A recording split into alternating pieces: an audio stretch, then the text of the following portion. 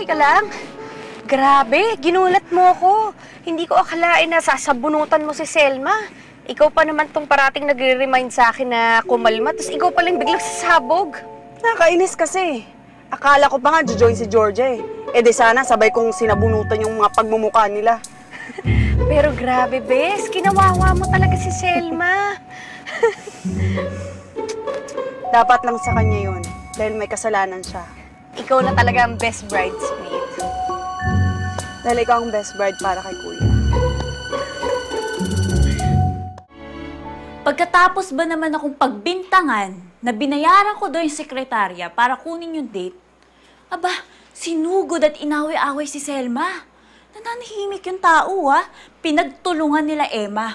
Ang hilig-hilig talaga magkapag-awa niya si Emma sa lahat ng bagay. Napakaskwala. Wala ka breeding. Babe. Babe. Narinig mo ba ako? Oo, narinig ko lahat ng sinabi mo. Sabi mo, nagpunta ka simbahan. Ando doon na yung pangalan ni Emma.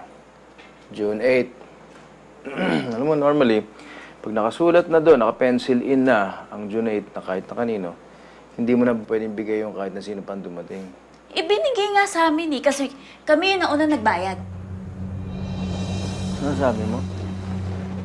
Georgia, this is not the first time that I got married. Ginawa ko na to. Alam ko na yung procedure na to. Ano naman ang ginawa ninyo para makuha yung date na yun? Wala. Hindi ka ba naniniwala sa akin? Alam mo, babe, dapat masaya ka na lang eh. Kasi nakuha natin yung pinakamalapit at the best date para sa kasal natin. Maswerte lang talaga ako eh.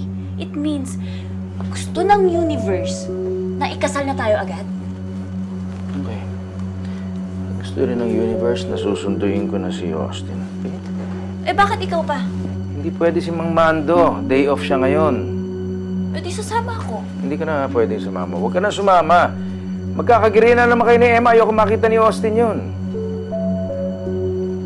Ito ka na lang.